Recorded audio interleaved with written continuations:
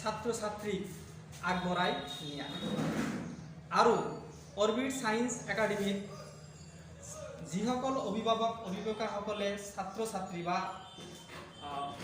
ল'ৰা ছোৱালী নামভৰ্তিকৰণ কৰিব তেওঁলোকৰ ওচৰত আমি প্ৰতিজ্ঞাবদ্ধ যিকোনো অভাৱ অভিযোগ সিহঁতে আমাৰ সন্মুখত দাঙি ধৰিলে আমি তৎক্ষণাতে তাক সেই ব্যৱস্থা আমি কাৰ্যকৰী কৰাৰ কাৰণে দৃঢ় প্ৰতিজ্ঞাবদ্ধ।